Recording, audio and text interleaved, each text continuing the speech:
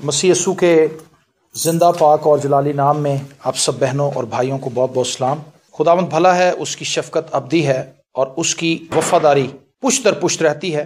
खुदावंद के जिंदा कलाम में से हम तिलावत करेंगे रसूलों के अमाल, उसका 4 बाब। ये एक बहुत मशहूर पैसेज है।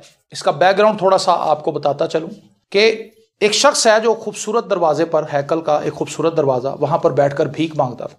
तो पतरस और यूहन्ना वहां पर शाम के वक्त में इबादत करने के लिए जा रहे थे, दुआ करने के लिए, और वो इनसे कुछ मांगने की गर्ज से इनकी तरफ मुतवज्जे होता है और वो इनसे रिक्वेस्ट करता है कि जैसे दूसरे लोग मुझे कुछ पैसे देके जा रहे हैं, आप भी मुझे कोई पैसे देकर जाएं।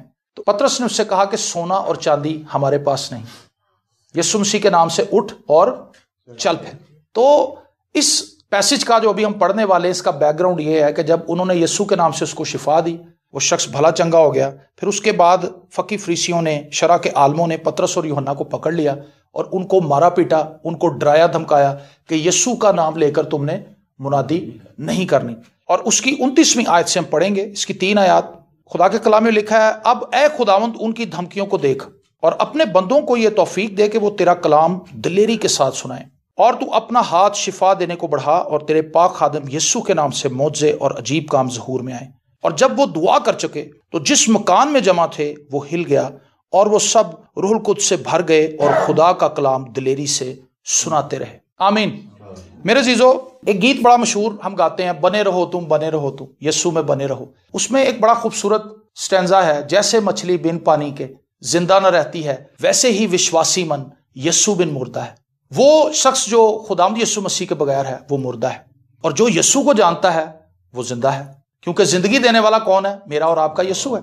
इस कुर्रे अर्श पर इस वक्त तकरीबन 8.25 अरब के लगभग आबादी है। इसमें से बेशुमार लोग ऐसे हैं जिन्होंने अभी तक यीशु की गवाही नहीं सुनी, खुशखबरी नहीं सुनी, और उनको ये नहीं पता कि यीशु कौन है। बहुत से ऐसे लोग हैं जो ये सुन चुके हैं कि यीशु कौन है, यीशु एक निजात देंदा है, उन तक ये मैसेज पहुंच चुका है, लेकिन उन्होंने इस मैसेज को रिसीव नहीं किया, उन्होंने इसको रिजेक्ट कर दिया। यूरोप में बेशुमार ऐसे लोग हैं, यूरोप तेजी से अब इस तरफ जा रहा है कि वो कहते हैं जी हम बाइबल पे बिलीव नहीं करते, हम एक ऐसे निज़ाम पर बिलीव करते हैं जिसमें इंसानों की फलाह के लिए काम किया जाता है, दैट्स इट, यही काफ़ी है।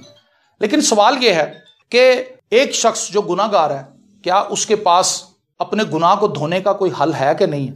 मैं नहीं समझता कि मैंने आज तक किसी हॉस्पिटल में कोई गुनाहों को साफ करने वाला, गुनाहों से आज़ाद करने वाला डिपार्टमेंट देखा है। गुर्दा वार्ड देखी मैंने, दिल की वार्ड देखी है, मैंने आंखों के ऑपरेशन होते हुए देखे हैं, आईसीयू देखा है, लेकिन कोई ऐसा डिपार्टमेंट हॉस्पिटल में नहीं, या कोई ऐसा डॉक्टर मैंने बैठा नहीं देखा जो ये कहे कि आप मेरे पास तशरीफ लाएं, मैं आपके गुनाह माफ कर दूंगा या धो दूंगा, या ऐसा टीका लगाऊंगा कि गुनाह पे रहेंगे। दुनिया में कोई ऐसा प्रोसीजर नहीं जिसके थ्रू हम बच सकें मां सिवा यीशु के। यीशु मसीह का खून वो अक्सीर है जिसकी वजह से हम अपने गुनाहों से आजाद हो जाते हैं। और वो शख्स जो यीशु मसीह पर ईमान ले आता है वो शख्स नजात याफ्ता शख्स है, और नजात याफ्ता शख्स के लिए जरूरी है कि वो यीशु मसीह के साथ टाइम स्पेंड करे, क्योंकि उसने उसको नजात बख्शी है, उसने उसको रिहाई बख्शी है, और वो दुआ करे। दुआ जो है ये बड़ी अहम चीज है, ये एक सांस की तरह है। जैसे जिस्मानी तौर पर जिंदा रहने के लिए हमें सांस की जरूरत है। अगर थोड़ी देर के लिए ऑक्सीजन गायब हो जाए फिजा में से तो साइंसदान कहते हैं कि ये जमीन तिड़क जाएगी अगर ऑक्सीजन को सक कर लिया जाए। इंसान मर जाएंगे, यहाँ पे जानवर मर जाएंगे, परिंदे मर जाएंगे, और ये जमीन जो है ये अपना वजूद खो बैठेगी। इसी तरह एक ईमानदार शख्स जब दुआ नहीं करता तो वो टोटली तौर पर डेड हो जाता है। दुआ करनी बहुत जरूरी है, खुदा के हुजूर झुकना बहुत जरूरी है। और इन लोगों ने जब डराया धमकाया गया तो इनके पास तो कोई ऐसी सुप्रीम अथॉरिटी नहीं थी, किसी कर्नल जनरल को ये नहीं जानते थे जिससे जाके ये सिफारिश लड़ाते कि सर जी ये देखें हमने तो एक शख्स को ठीक किया, वो शख्स बेचारा मफलूज था, हमने उसे पकड़ के शिफा दी है और इन्होंने हमें पकड़ के उल्टा मारा। और मारा क्यों? कि तुमने यीशु नाम की मुनादी यहां पर नहीं करनी। और उन्होंने इसका हल क्या निकाला? उन्होंने सबने मिलकर दुआ की, और ये पैसेज हमने पढ़ा है, अब ए खुदावंद उनकी धमकियों को देख और अपने बंदों को यह तौफीक दे कि वो तेरा कलाम दिलेरी के साथ सुनाएं। मेरे जीजो, इस जमीन पर मेरा और आपका कोई मकसद है, और बहुत से लोग इस जमीन पर अपने मकसद को नहीं जानते। उन्हें यह लगता है कि इस जमीन पर हमारे आने का मकसद पैसा कमाना है, धन दौलत जमा करना है, अच्छी जिंदगी गुजारना है, अच्छा घर बनाना है, बच्चों की शादियां करनी हो, उसमें रहना है, और बस फिर फिनिश। क्या यही हमारा मकसद है? अगर यही हमारा मकसद है तो ये तो फिर बहुत ही छोटा सा मकसद है। हमारा मकसद ये है खुदा के कलाम में लिखा है, मैंने इन लोगों को इसलिए बनाया ताकि ये मेरी हम्द करें। मैं अक्सर ये लोगों को बताता हूं, अगर आप किसी अच्छे होटल से खाना खाएं तो आप जरूर अपने चीजों को बताते हैं कि यार वहां जाना, नेक्स्ट टाइम अगर तुम्हारा प्लान बने तो आपने उस होटल को ट्राई करना, कमाल का खाना भी, मजा आ गया। हमने निजात पाई है, यीशु से हमेशा की जिंदगी पाई है। हम यीशु की बाबत किसी को नहीं बताएंगे कि मैंने इस यीशु से निजात पाई है, मेरे गुनाह धुल गए हैं, मैं गुनाहों से आजाद हूं और मैं हमेशा की जिंदगी का वारिस बन गया। आओ उस यीशु को जान लो जिसको मैं जानता। और मेरे लिए और आपके लिए इंतहाई जरूरी है कि मसीह की गवाही दें। हमारा इस जमीन पर रहने का और कोई मकसद नहीं है कि हम इस जमीन पर रहें, यीशु के साथ एक ताल्लुक बनाएं, उसकी गवाही दें। एक शख्स ने बड़ी खूबसूरत बात की, उसने कहा सर अगर खुदा का मकसद यही होता ना कि वो हमें अच्छी जगह पर रखे, तो जैसे ही कोई शख्स तौबा करे खुदा उनके पास जाए तो फौरी ही खुदा उसको मार के ऊपर ले जाए, क्योंकि आसमान पर तो सोने की सड़कें हैं। यहां तो कोई सोने की सड़क हमने नहीं देखी, दुनिया के अंदर कहीं भी सोने की सड़कें नहीं है, आसमान पर है। उसने कहा इसका मतलब है कि खुदा अगर ये चाहे अच्छी ही जिंदगी हमें देना चाहता तो आसमान पर एक ही दरख्त के अंदर 12 किस्म का फल आ रहा है और वो 12 महीने ही रहता है। ऐसा नहीं है कि वो आप जाएं तो वहां पे फल ही ना हो, 12 महीने एक दरख्त के ऊपर 12 किस्म का फल। खुदा अगर चाहता तो वो हमें इस जमीन पर खत्म करता और फौरी तौर पर आसमान पर ले जाता। इस जमीन पर रखने का मकसद ये है कि हम मसीह की गवाही दें, लोगों को जाकर बताएं। और यही इब्तदाई कलीसिया का पैटर्न था। इब्तदाई कलीसिया का फोकस इस बात में था कि हम मसीह की खुशखबरी लोगों तक पहुंचाएं। लेकिन दौरे हाजिर की कलीसिया इससे टोटल ऑपोजिट है। दौरे हाजिर की कलीसिया जिससे हम ताल्लुक रखते हैं, ये भीड़ भाड़ में खो गई, ये दुनिया में अपना दिल लगा बैठी। इब्तदाई कलीसिया में आपको माल की किताब अगर आप पढ़ें तो आपको जगह जगह पर लोग दुआ करते हुए नजर आएंगे। आज आपको जगह जगह लोग दुआ करवाते हुए नजर आएंगे। कितना फर्क है। पादरियों के आगे लाइन लगाई हुई है, पैसा मेरे भी दुआ कर दें, पैसा मेरे भी, जी बाजी जी मेरी जॉब सैलरी बढ़ जाए, मेरा ये हो जाए, मेरा ये हो जाए, मेरी ये बीमारी है, मुझे ये मसला, मुझे।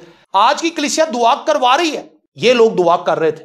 बड़ा फर्क है, जमीन आसमान का फर्क। तो इन लोगों ने जब दुआ करनी शुरू की और इन्होंने खुदा से कहा क्या, मांगा क्या, अपने बंदों को ये तौफीक दे कि वो तेरा कलाम दिलेरी के साथ सुनाए। हमने इस बात के लिए कभी दुआ ही नहीं की। अजीज है बस अपने चक्कर जी पे हैं। हम तो अपनी फैमिली को देखते हैं, हमारी दुआ हमसे शुरू होती है, हम पे ही खत्म हो जाती, उससे आगे नहीं जाती। हम अपनी जात के बनेरों के अंदर फंसे हुए हैं। हम ऐसे लोग बन चुके हैं जो अपने बारे में सोचते हैं, अपने बारे में ही उठते हैं, अपने बारे में काम करते हैं, अपने बारे में सब कुछ करने के बाद हम अपनी ही लाइफ के अंदर फंसे हुए हैं, उन्हीं ख्वाहिशात के अंदर जो एक आम इंसान की ख्वाहिश है। अगर मसीह के लोग हैं तो हमें कुछ फर्क तो होना चाहिए। इन लोगों की दुआ हमसे बड़ी फर्क है और उसके नताइज भी फर्क है। आगे लिखा है, और तू अपना हाथ शिफा देने को बढ़ा, तेरे पाक खादम यीशु के नाम से मौजे और अजीब काम ज़हूर में आए। कलीसिया इस चीज के लिए भी नहीं दुआ कर रही कि खुदावंद तेरा नाम सब नामों से आला है। मुझे याद है पादरी इस्कील साहब कहते हैं कि मैं एक जगह पर बाहर किसी मुल्क में था और वहां पर मैं सेमिनार को अटेंड करने के लिए पीछे बैठा हुआ था कुर्सियों पे। तो वहां पे उन्होंने कुछ लोगों को दावत दी कि जो दूर दराज मुल्कों से आए हैं वो आए सामने और बताएं कि खुदावंद कैसे उनको अपने पास लाया। तो पादरी साहब कहते हैं मैंने भी अपनी गवाही सुनाई और जब मैं गवाही सुना के अपनी नशिस्त पर बैठा तो मुझे बाकायदा एक आवाज सुनाई दी। और वो आवाज क्या थी कि अपनी बाइबल खोल, उसके अंदर जो खाली पेज है उसके ऊपर लिख यीशु नाम में कुदरत पाई जाती है, पाक कलाम में कुदरत पाई जाती है। ये गीत उस सेमिनार में पादी साहब ने लिखा था, जो चश्मा कलवरी से बहता है वो आज भी पापों को धोता है। हालेलुया। ये कैसी खूबसूरत बातें। वो जलाल, वो कुदरत आज कलीसिया के पास नहीं है। कलीसिया के पास बिल्डिंग्स बहुत अच्छी हैं। आज कलीसिया के पास यूट्यूब है, कलीसिया के पास व्हाट्सएप है, कलीसिया के पास इंटरनेट है, कलीसिया के पास फेसबुक है, ट्विटर है और बड़े बड़े माइक साउंड है और कमाल की चीजें आज कलीसिया के पास है। लेकिन कलीसिया के पास सबसे जो वाइटल चीज होनी चाहिए, खुदा का इख्तियार, वो नहीं है। हमारे पास यीशु नाम की कुदरत मौजूद नहीं जो पतरस और यूहन्ना के पास थी, जो इब्तदाई कलीसिया के पास थी। बाकी ईच एंड एवरीथिंग हमने बना लिया और उस पर हम बड़े खुश हैं। उसने क्या कहा था, सोना और चांदी मेरे पास नहीं, सोना और चांदी हमारे पास नहीं है, लेकिन हमारे पास कुछ और है तुझे देने के लिए, और वो ये यीशु मसीह के नाम से उठ और चल। ये भी मुमकिन था कि अज तक पादरी हैं जी 30,000 रुपया कट दे, अल्लाह बेटा फड़, अपाहिज था वो, 30,000 उसको देता कि मौजे कर, 30,000 कितनी देर उसके पास चलना था। लेकिन उन्होंने एक ऐसा काम किया कि उसको जो अपाहिज था उसको चलने फिरने के काबिल बना दी। ये वो मिसिंग लिंक है सर, जिसको आज कलीसिया को फाइंड आउट करने की जरूरत है। इन लोगों ने दुआ करनी शुरू की। पहले तो यह कि खुदावंद हमें ये तौफीक दे दे कि हम लोगों को बता सकें कि हम कौन हैं। अपनी शनाख्त आज कलीसिया खो बैठी है। हम तो उस मुकाम तक आ गए कि हम अपने नाम छुपाने लगे। जब पूछा जाए कि आप कौन है तो हम हेजिटेशन फील करते हैं कि अगर मैंने अपना नाम बता दिया, मेरा नाम क्रिश्चियन नेम है, तो मुझे जॉब से ना निकाल दें, हो सकता है मुझे इंटरव्यू में से फारिग ना कर दें कि भाई इसको निकालो, इसका लिस्ट में नाम क्यों है। हम डरे हुए हैं। लेकिन खुदा के कलाम में लिखा है, अगर तू मेरे अहकामात पर अमल करेगा तो तू सर होगा, तो दुम नहीं होगा। आज हम दुम की पोजीशन पे हैं, हम पीछे जा रहे हैं, रिवर्स गियर है हमारा, हम आगे नहीं बढ़ रहे। वजह क्या है? हम दुआ नहीं कर रहे, हम खुदा के ज़ोर नहीं झुक रहे। दुआ करने का मकसद क्या है? दुआ हम कब करते हैं? वो शख्स दुआ नहीं करता जिसे पता है कि सब कुछ मैं खुद ही कर लूंगा। लेकिन मैंने ऐसे ऐसे लोग भी देखे हैं, लाखों लाख उनकी जेबों में है, लेकिन उनके प्यारे उनकी आंखों के सामने मर रहे हैं, उनको नहीं बचा पा रहे। पैसा एक जगह पे आके आपका साथ छोड़ जाता है, पैसा साथ छोड़ जाता है। जब हम कभी बीमार होते हैं, पैसा उठा के हमें अस्पताल नहीं लेके जाता, हमारे अजीज, हमारे दोस्त, हमारे मेहरबान प्यारे जो हमारे साथ हैं वो हमें लेके जाते हैं। तो मैं इस चीज की तरफ आपका ध्यान लेकर आना चाहता हूं कि हम उस जगह पर वापस आए जहां खुदा ने अपनी बरकत को रखा है। और वो जगह कौन सी है? दुआ। इनकी दुआ में और हमारी दुआ में देखें कितना फर्क है। पहले वो ये दुआ करेंगे, खुदावंद तौफीक दे ताकि हम तेरे कलाम की गवाही दे सकें। क्या हमने कभी ख्वाहिश की है कि खुदावंद मैं किसी को बता सकूं? मुझे 22 साल पहले खुदावंद यीशु मसीह ने अपने पास बुलाया था। 22 ईयर्स पहले की बात है, और मैं मर रहा था टीबी से, ट्यूबरक्लोसिस से। मेरे माँ बाप मर चुके थे 98 में। सेम ईयर में मेरी वालदा को ब्रेन हेमरेज से उनकी डेथ हुई थी, मेरी वालदा की। और उनके 7 माह के बाद मेरे वालिद साहब को ट्यूबरक्लोसिस से इस जहान को छोड़ना पड़ा, 7 माह के गैप में। और 2 बहन भाई थे हम। मेरी छोटी बहन थी, उसको पोलियो था, वो चल फिर नहीं सकती थी। और 2008 में वो भी खुदावन में सो गई। लेकिन अपने वालिद साहब के साथ रहते हुए मुझे भी ट्यूबरक्लोसिस हो चुकी है, मुझे इसका पता नहीं था, और मुझे खून की उल्टियां आने लगी। तो मैं एक डिस्पेंसरी में गया और मैंने वहां पर उससे कहा कि सर प्लीज आप मुझे दवाई दें, मेरे माँ बाप मर चुके हैं। मैंने उसको अपनी सारी कहानी सुनाई। उससे मेरी कहानी सुनी, उसके दिल में कोई रहम आया। उसने कहा इसके टेस्ट करो यार। जब टेस्ट किए तो पता चला कि ट्यूबरक्लोसिस मेरे फेफड़ों को खा चुकी है और मेरी आंतों के अंदर सुराख है, जिसकी वजह से मैं पानी पीता था तो मुझे ऐसे लगता था जैसे मैंने कोई जहरीली चीज पे ली है। वो मेरे लिए बहुत, मेरा गला सूख जाता था, दिल करता था कि पानी पीऊं, लेकिन हिम्मत नहीं होती थी। मुझे पता था जब पानी मैंने पी लेना है तो फिर उसने अंदर जाके ऐसा काम करना है कि मुझे कोई आधा घंटा मैं सीधा नहीं हो सकूंगा। मैं बहुत मुश्किल में था। और फिर 99 में, जनवरी 99 में मैंने ये फैसला किया था कि मैं मियां मीर कॉलोनी में एक रेलवे ट्रैक है, वहां पर जाकर ट्रेन के नीचे आकर अपनी जान दे दूंगा। आप सोचें, एक ऐसा नौजवान जो 17-18 साल उसकी एज हो, माँ बाप उसके मर चुके हो, जॉब उसके पास कोई ना हो, एजुकेशन उसकी रुक चुकी हो, खाने पीने के लिए उसके पास रोटी ना हो, और वो एक अलग जगह पर रहता हो, उसकी क्या कंडीशन होगी? यीशु मसीह उम्मीदें जहां है वो नाउम्मीद लोगों को उम्मीद देता है। हुआ ये कि मैं उस रेलवे ट्रैक पर रात को 1:30 बजे जाकर लेट गया और मैंने ये फैसला किया कि ट्रेन के नीचे आओ और इस जिल्लत की जिंदगी से अपनी जान छुड़ाओ। लेकिन एक आवाज मेरे अंदर से उठने लगी। उस आवाज ने मुझसे ये कलाम करना शुरू किया, और वो कलाम क्या था कि बेटा, अगर तू अपनी जिंदगी खुदावंद को दे, अगर तू तौबा कर ले तो तू बच सकता है, तेरी जिंदगी बच सकती है, तेरे पास उम्मीद है। यीशु नाउम्मीदों को उम्मीद देता है। आमीन। और उस रात जब मैं अपने दिल में ये दुआ कर रहा था कि हाँ खुदावंद, अगर मेरे लिए अब भी कोई होप बाकी है, अब भी कोई उम्मीद बाकी है, तो तू मुझे माफ कर। और मैंने अपनी बैक साइड पे एक रोशनी का बहुत बड़ा सर्कल देखा। उस रोशनी के सर्कल में मैंने खुदावंद यीशु मसीह को बजाते खुद देखा। मैं एक ऐनी शाहिद हूं यीशु मसीह के जिंदा होने का। और खुदावंद यीशु मसीह ने मुझसे कहा कि बेटा, फर्स्ट टाइम तूने मुझे पुकारा है, मैं तेरा यीशु, उठ के खड़ा हो जा, मैंने तुझे ठीक कर दिया और मैंने तुझे अपनी खिदमत के लिए मुकर्रर भी कर लिया। आमीन। 22 साल से मैं ये गवाही दे रहा हूं कि यीशु जिंदा है। उस डॉक्टर के पास मैं गया, मैंने कहा सर आप मुझे दोबारा से चेक करें, जरा चेकअप हो जाए मेरा। उसने कहा, वो तंग, उसको पता था ये फ्री का पेशेंट है, तो उसने अपने असिस्टेंट से कहा यार है वही मुंडा है जिदे माँ प्यो मर गए ने, ये 3 बच्चा है। तो उसने कहा चलो यार इसका दिल रह जाएगा, इसकी तसल्ली के लिए तुम इसका एक्सरा दोबारा कर लो, वरना जितनी दवाई इसने खाई है इससे इसको होना तो कुछ नहीं। और जब उसने मुझे एक्सरा रूम में ले जाके मेरा एक्सरा लिया, मुझे बाहर भेज दिया, एक्सरा डेवलप करके जब वो बाहर लाया, डॉक्टर ने उसको अपनी स्क्रीन पे लगा के जब नीचे से लाइट जलाई तो उसके अंदर 2 ब्रांड न्यू फेफड़े थे। तो वो कहने लगा, कहता यार आधे एक्सरे नहीं है। उसने कहा सर जी आज सुबह से एक्सरा ही कोई नहीं हुआ, फर्स्ट एक्सरा इसी का है, इसी का एक्सरा मैं भी डेवलप करके अपने हाथों से लाया। उसने कहा लेटो जल्दी इधर लेटो। मैंने कहा जी खैरियत है। कहता अब मैं आपका अल्ट्रासाउंड भी करूंगा क्योंकि आपकी आंतों में भी सुराख है। और जब उसने मेरा अल्ट्रासाउंड किया तो मेरी आंतें भी बिल्कुल ठीक थी। आमीन। सो ये खुदा की वो कुदरत है जो खुदा ने मुझ पर जाहिर की। अब मुझ पर यह वाजिब था कि मैं जगह जगह जाके लोगों को बताऊं कि यीशु जिंदा है, यीशु गुनाहों को माफ करता है, वो मौत को जिंदगी में बदल सकता है। और खुदा का शुक्र है कि मैंने 22 साल इस बात की पासदारी की है सर। 22 ईयर से मैं ये बात लोगों को बता रहा हूं कि यीशु के पास आ जाएं, यीशु के पास आ जाएं। और ये लोग भी यही कर रहे हैं क्योंकि यीशु को जानते थे, इसीलिए इन्होंने दुआ की कि खुदावंद हमें दिलेरी दे ताकि हम लोगों को बता सकें। यह आसान काम नहीं है किसी अननोन बंदे को मसीह के ताल्लुक से बताना। ये जान जोखों का खेल है, इसमें लोग अपनी जान भी गंवा बैठते हैं। लेकिन जो परवाने होते हैं, दीवाने होते हैं, वो एक गीत आया था, दीवानिया नू कादी परवाए नाल यीशु दे साडी फताए, तो क्यों ना फिर पैन लुडियां। लुडी वही डालता है जिसको समझ होती है कि ढोल की ताप क्या है। क्यों जी, जिसको रिदम का पता है लुडी वही डालता है। तो जिसको निजात मिली है, निजात की शादमानी और खुशी भी उसके अंदर है, वही जाकर लोगों को बताता है कि यीशु के पास आओ। इन लोगों ने दुआएं की, खुदावंद हम तेरा कलाम दिलेरी से सुनाना चाहते हैं। 2021 में हमें भी अपना पैटर्न बदलना चाहिए, हमें भी अपनी दुआओं को बदलना चाहिए। खुदावंद मैं तेरा कलाम सुनाना चाहती हूँ, चाहे मैं एक ही बंदे को सुनाऊं। हो सकता है आप पुलपट पे कलाम ना सुना सके, आप कोई कन्वेंशन स्पीकर ना बन सके, हो सकता है किसी सेमिनार में टीचिंग ना दे सके, लेकिन आप पतरस के भाई इंद्रियास की तरह ही बन जाए कि उसने अपने भाई को ही बचा लिया। भाई से तो बात कर सकते हैं, भाई को तो बता सकते हैं। उसने अपने भाई को पकड़ा, उसने कहा भाई जिस निजात दहिंदे का हम इंतजार कर रहे थे वो निजात दहिंदा आ गया और मैं उसको मिलके आया हूं। उसने कहा है वाकई? उसने कहा हाँ, वो निजात देने वाला आ चुका है जमीन पर और मैं उससे मिलके आया हूं अभी। उसने कहा मुझे भी लेके चल। वो अपने भाई को लेकर गया और उसने यीशु से उसकी मुलाकात करवाई, उसने यीशु से उसकी मुलाकात करवाई। इंद्रियास ने सिर्फ एक बंदे के ताल्लुक से लिखा है कि वो एक एक दो दो बंदे को यीशु के पास लाता था। पतरस ने अपने पहले वाज में 3000 लोगों को मसीह के लिए विन किया। हो सकता है जिस बंदे को आप बचाएं आगे से उसने पता नहीं क्या काम दिखाना हो। इसलिए हमें यह चाहिए कि हम अपने साथ दोस्तों को, अपनी जॉब प्लेस पर जहां बिजनेस करते हैं, उन लोगों को जरूर अपनी गवाही बताएं कि मैं मसीह का बंदा हूं, मैं इस तरह के काम नहीं करता जैसे दुनियादार लोग करते हैं, मैं क्राइस्ट का फॉलोअर। और जब हम इतना ही कर देंगे यही काफी है हमारे लिए।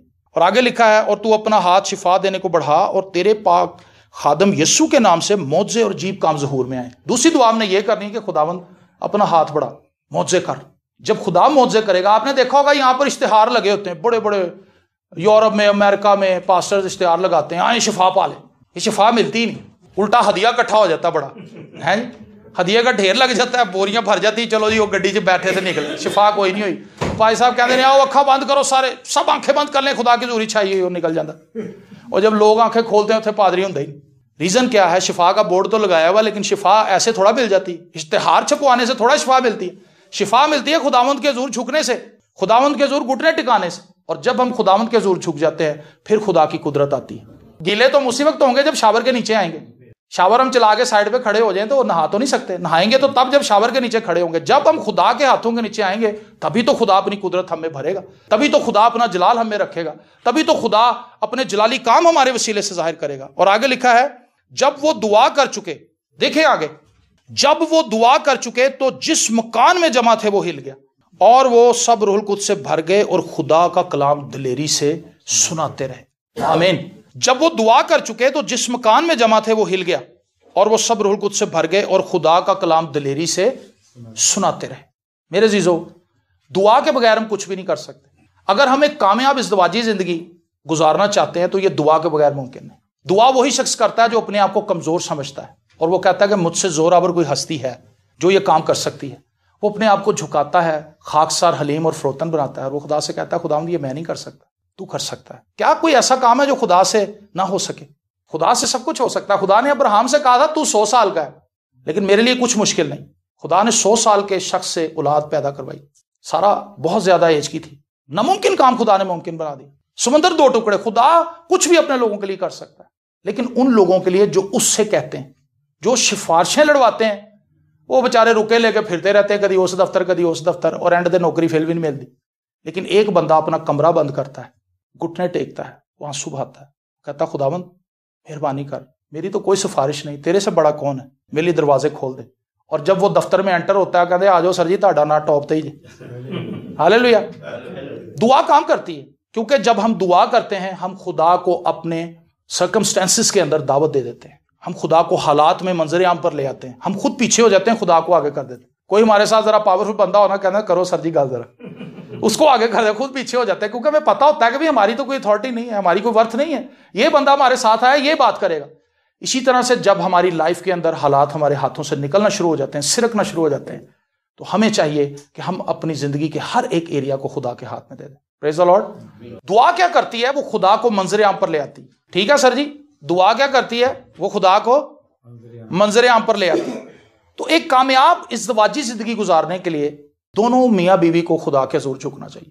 शादी हो जाती है, बच्चे हो जाते हैं, वक्त गुजर ही जाता है, सबका ही गुजर जाता है, जैसे भी गुजरता है, मार कुटाई करके, लड़ाई झगड़ा करके, एक दूसरे को बोल बलैया करके निकल ही जाता वेला। एक आधा बीच में से फिर आगे भी चला जाता है, एक अकेला रह जाता है, एक वक्त होता है दोनों इकट्ठे होते हैं, एक वक्त में बीमार हो जाता है कोई। लेकिन खूबसूरत इज़्दिवाजी जिंदगी का लुत्फ बहुत कम लोग ले पाते हैं। खूबसूरत इज़्दिवाजी जिंदगी का लुत्फ उस शख्स को मिलता है जो खुदावंद की हुजूरी पे चलता है। उसकी बीवी उसकी रिस्पेक्ट करती है, वो अपनी बीवी से मोहब्बत करता है, और वो एक ऐसा घराना होता है जिसमें बच्चे परवान चढ़ते हैं अपने माँ बाप को देख के, जिसमें सॉरी करने की आदत होती है। बीवी अगर गलती करती है तो वो अपने शौहर से माफी मांगती है, बच्चे देखते हैं अच्छा अगर कोई गलत काम करें तो माफी भी मांगी जाती है। ये माहौल आम घरों में तो नहीं है। आम घरों में तो आप गिलास फेंकेंगे आगे से जग चलेगा, ठा चलो जी। वो बच्चे देखते हैं अच्छा। बाप अपने बेटे को उस वक्त ये तरगीब दे रहा होता है कि अगर बीवी आगे से बोले तो उसको मारो। बच्चा ये सीख रहा होता है अपने बाप से कि अच्छा अच्छा जब माँ को गुस्सा आ जाए, बाप को गुस्सा आ जाए तो फिर मारना चाहिए, मारने से बीवी कंट्रोल में रहती। और बेटी अपनी माँ को देख के ये सीखती है कि जब आगे से शोहर मार रहा हो तो फिर जुबान दराजी करो। ये दोनों चीजें गलत हैं। बेटी ने गलत चीज सीख ली अपनी माँ से और बेटे ने गलत चीज सीख ली अपने बाप से। लेकिन अगर वो दोनों खुदावंद में होंगे तो वो मामलात को सॉर्ट आउट करेंगे, वो अपनी लाइफ को प्लान करेंगे खुदावंद में रहकर, वो बच्चों के लिए एक नमूना बनेंगे। और फिर बच्चों को घर ही से एक ऐसा माहौल मिल जाएगा, उन्हें पता होगा कि हमने इज़्दवाजी जिंदगी में कामयाबी से आगे कैसे बढ़ना है। इज़्दवाजी जिंदगी सिर्फ बच्चे पैदा करके उनको स्कूलों में दाखिल करा के फारिग होने का नाम नहीं। इज़्दवाजी जिंदगी एक कमाल की चीज है और ये इसलिए बड़ी अहम है क्योंकि ये दुनिया का पहला रिश्ता है। दुनिया में जो पहला रिश्ता बनाया गया था इंसान और खुदा के रिश्ते के बाद, वो था आदम और हवा का मियाँ बीवी का रिश्ता। तो ये फैक्ट्री है, ये रिश्तों की फैक्ट्री है। बाकी सारे रिश्ते यहीं से निकले हैं, खाला, ताया, चाचा, मामा, ये सारे वहीं से निकले। मियाँ बीवी तमाम रिश्तों की बुनियाद है। अगर ये अच्छा है तो फिर आगे मुआशरा भी अच्छा है। अगर हम बतौर मियाँ बीवी अच्छी जिंदगी गुजार गए तो इसका मतलब है हम एक खुदा खौफ नस्ल को अपनी आंखों के सामने परवान चढ़ा गए और वो खुदा खौफ नस्ल आगे बढ़ेगी और वो जाकर काम करेगी। मियाँ बीवी के लिए बहुत जरूरी है कि वो मिलकर दुआ करें। रॉकी बेटा आपने ये काम करना है तो आप दोनों दुआ को बच्चे, महिरा और आप दोनों, लेकिन आपने मिलकर जरूर दुआ करनी। आप देखेंगे कि आपकी लाइफ में जो भी मसाइल आएंगे, जब आप मिलकर दुआ करेंगे खुदा उनको हल कर देगा। खुदा यही चाहता है क्योंकि खुदा ने जोड़ा भी आपको इसीलिए, जोड़ना भी इसीलिए है ताकि आप मिलकर एक दूसरे के साथ रहें। और जिंदगी का कोई भी पहलू है, आप टीचर हैं, आप साज बजाने वाले हैं, आप प्रोफेसर हैं, आप बिजनेस करते हैं, जॉब करते हैं, लाइफ के किसी भी एरिया में आप हैं, हमें प्रेयर करने की जरूरत है। मेरे पास इतनी गवाहियां हैं अपनी पर्सनल लाइफ की। मैंने आपको बताया कि मेरे वालिदैन की डेथ हो चुकी थी और मैं जब मसीह को जान गया, पहचान गया, तो मैं दुआ करता रहता था। मुझे एक जॉब मिल गई छोटी सी और जो मेरा बॉस था वो मुझे देखता था कि कॉलम पढ़ता रहता, अखबार पढ़ता रहता। उसने कहा बेटा मुझे लगता है आपको पढ़ने का बड़ा शौक है। मैंने कहा जी सर। तो आप क्यों नहीं पढ़ते आगे? मैंने कहा सर मेरे वालिदैन नहीं है, कोई रिसोर्सेज नहीं है मेरे पास, किस तरह से पढ़ूं? उसने कहा अच्छा आप बुक्स लेके आए। मैट्रिक की बुक्स लेके आया, मैट्रिक की तैयारी की, पेपर दिए, पास हो गया। कहता यार वेरी गुड, आप तो वाकई पढ़ना चाहते हैं। अब मैंने कहा जी एफए की किताबें लेके आया, तैयारी की, पेपर दिए, पास हो गया। कहता वेरी गुड। अब मैं कहा जी बीए। कहता जाओ बीए की किताबें लेके आओ। बीए की किताबें लेकर आया, तैयारी की, ऑफिस में बैठ के। देखें जो स्टूडेंट्स हैं मैं उनको बताना चाहता हूँ पढ़ाई मुश्किल नहीं है अगर खुदावंद के हाथ के नीचे आप, खुदा आपके ज़हन के सारे खुलिए खोल देगा और आपके लिए ईजी हो जाएगी। वो बुक्स जो आपको समझ नहीं आ रही वो आपके लिए बिल्कुल ईजी हो जाएंगी। आप कहेंगे तो बहुत ईजी थी। बीए की मैंने तैयारी की, पेपर दिए, पास हो गया। कहता अब क्या कर रहा है? मैंने कहा सर अब मास्टर्स करना चाहता हूँ आगे। कहता किस सब्जेक्ट में? मैंने कहा जी उर्दू में। कहता आप ऐसा करें जाए उर्दू किताबें लेके। उर्दू की किताबें लेके आया, एमए उर्दू की तैयारी ऑफिस में बैठ के की, साथ ऑफिस का काम भी करता रहा और पेपर दिए, उसमें पास हो गया। अब मैंने कहा जी अब बीटीएच करना। कहता बीटीएच क्या है? मैं कहा बाइबल का एक कोर्स है। कहता अच्छा, मुस्लिम आदमी है लेकिन वो क्या कर रहा है, वो पे कर रहा है मेरे लिए, पैसे दे रहा है, पढ़ पुत्र, पढ़ा रहा है वो मुझे। जब हम खुदावंद के साथ होते हैं तो हमारे दुश्मन भी हमारी फेवर में आ जाते हैं, खुदावंद उनको हमारे आगे जेर कर देता है। और फिर बीटीएच करवाया उसने मुझे, एमडिव करवाया, मास्टर ऑफ डिविनिटी करवाया उसने, और सब फीसें वही देता रहा। और मजे की बात यह है कि जब मेरे पेपर होते थे वो मुझे बादामों के पैसे देता था, एक्स्ट्रा पैसे सैलरी के साथ देता था कि बेटा ये बादाम 1 किलो, और दूध के पैसे। वो कहता था कि बादाम खाएगा तेरी याददाश्त अच्छी होगी। सो मैं सिर्फ यहां पे इसको खत्म करना चाहता हूं, हमारी लाइफ का कोई भी इशू है हमारे खुदा के लिए वो मुश्किल नहीं, हमें फकत उसके हजूर जाना है। दुआ करवाना बहुत अच्छी बात है लेकिन अगर हम खुद दुआ नहीं करेंगे तो हमारे मामले हल नहीं होंगे।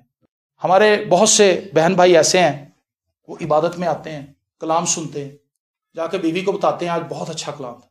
उसकी बीवी कहती है अच्छा की कलाम सी? कहता है नहीं मैंने पता, भूल जाता है। ये बिल्कुल ऐसे ही है कि आप डॉक्टर से दवाई लेने के लिए जाएं और रास्ते में दवाई नहीं गिराएं और आराम कैसे आएगा?